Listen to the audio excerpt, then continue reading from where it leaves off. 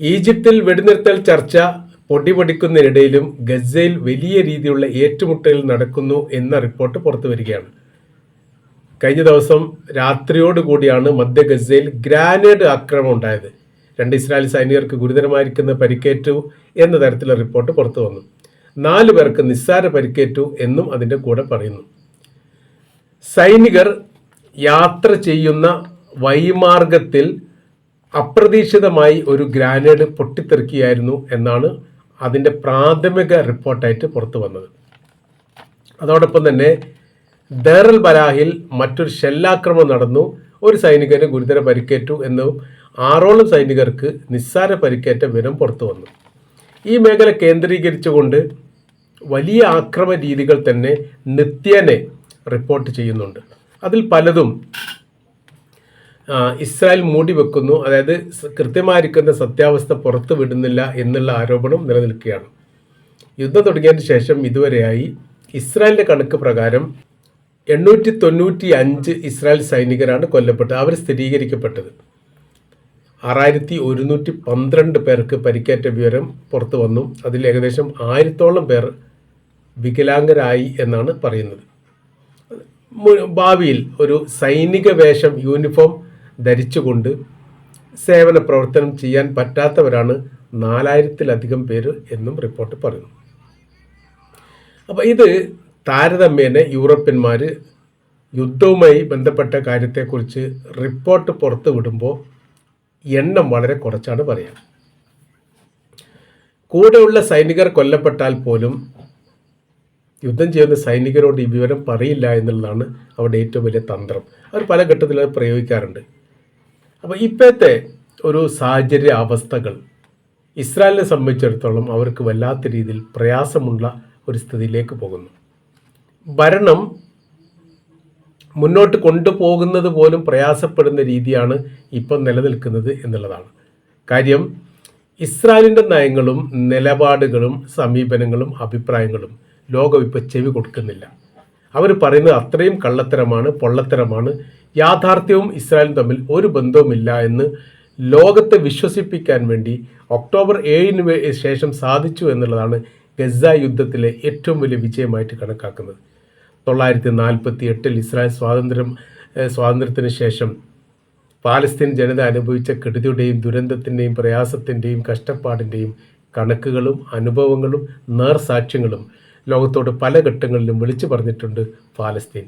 അതിർത്തി പങ്കിടുന്ന രാജ്യങ്ങളും ഇത് തന്നെ പറഞ്ഞിട്ടുണ്ട്. അറേബ്യൻ രാജ്യങ്ങൾ UN സഭയിൽ പല ഘട്ടങ്ങളിലും പറഞ്ഞിട്ടുണ്ട്.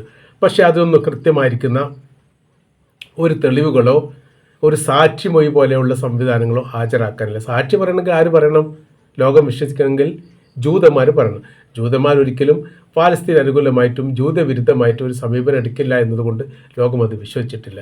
അൽ ജസീറ പോലെയുള്ള ചാനലുകൾ സജീവമായതോടുകൂടി പിന്നീട് ലോക ശ്രദ്ധ പാലസ്തീന് വന്നതോടുകൂടിയാണ് എന്താണ് സംഭവം, അവർ പറയുന്നതിലും എന്തെങ്കിലും സത്യങ്ങളുണ്ടോ, യാഥാർത്ഥ്യവുമായി പാലസ്തീൻ എന്തെങ്കിലും ബന്ധമുണ്ടോ എന്ന് ലോകം പഠിച്ചത് 2023 ഒക്ടോബർ 7 ശേഷമാണ്.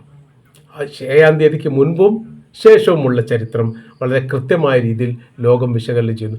ഇപ്പോൾ യഥാർത്ഥത്തിൽ ഒരു വെടിയൊച്ചയെങ്കിലും പാലസ്തീന് നേരെ ആണെങ്കിൽ അല്ലെങ്കിൽ ഗസക്ക് നേരെ ഉണ്ടായാൽ അത് ലോകം മുഴുവനും ആ ശബ്ദം കേൾക്കുന്നു എന്നുള്ളതാണ് ഏറ്റവും വലിയ പ്രത്യേകത.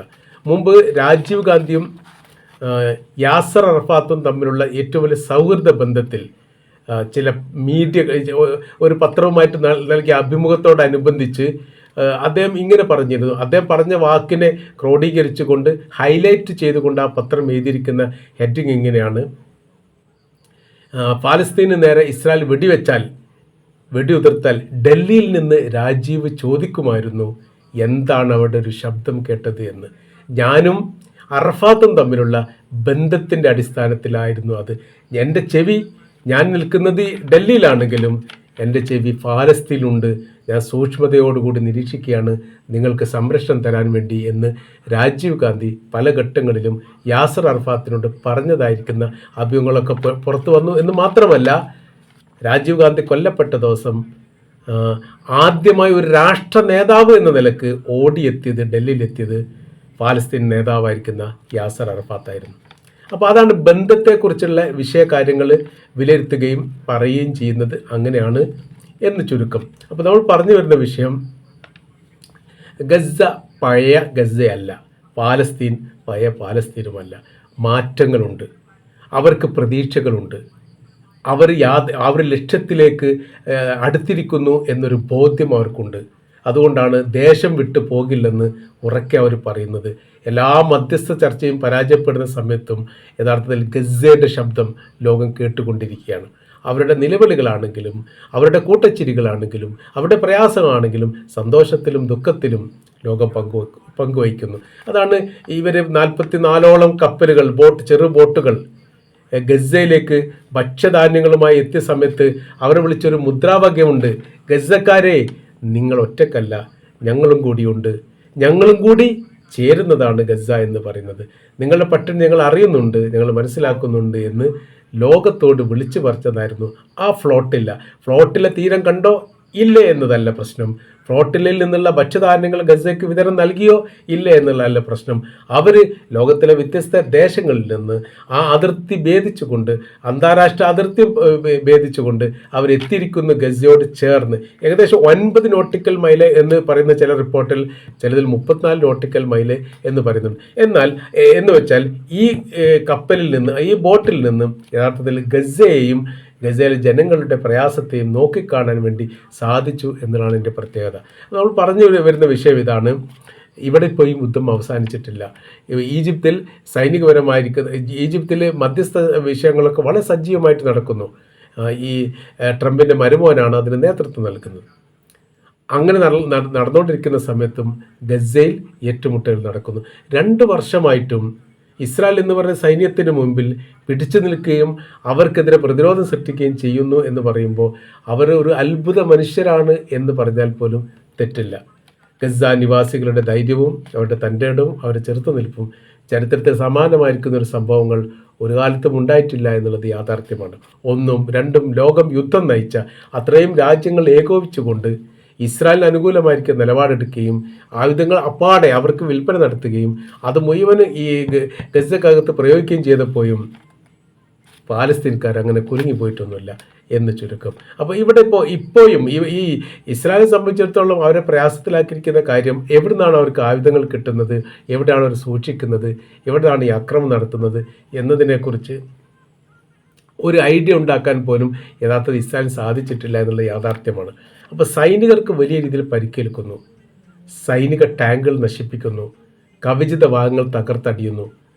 ഇതിൻ്റെ പിന്നാമ്പുറം പ്രവർത്തിക്കുന്ന വിഭാഗത്തെ കണ്ടെത്താൻ സാധിക്കില്ല. കഴിഞ്ഞ പ്രാവശ്യം ഏതായാലും ഒരാഴ്ച മുമ്പാണ് 4 സൈനികർ തട്ടിക്കൊണ്ടുപോയ സൈനികർ കിട്ടിപ്പോതിച്ചിട്ടുണ്ട് എന്ന് ഇസ്രായേൽ പറഞ്ഞിട്ടില്ല.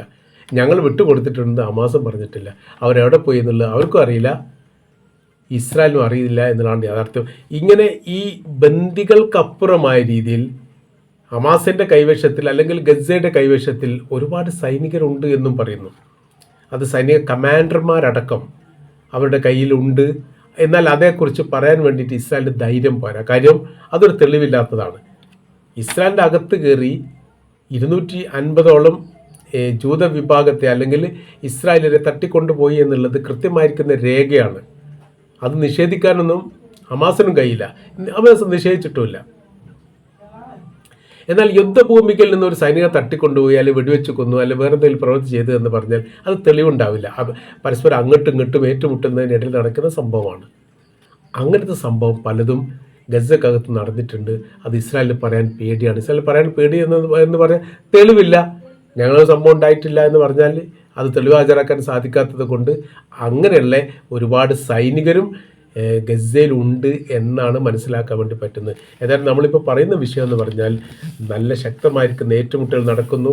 അങ്ങനെ വളരെ എളുപ്പത്തിൽ ഗസയെ കീഴടക്കിക്കൊണ്ട് ആധിപത്യം ഉണ്ടാക്കാൻ വേണ്ടി സാധിക്കും എന്ന അഭിപ്രായത്തിൽ നിന്നൊക്കെ ഇസ്രായേൽ ഒരുപാട് പുറകോട്ട് പോയിരിക്കുകയാണ്.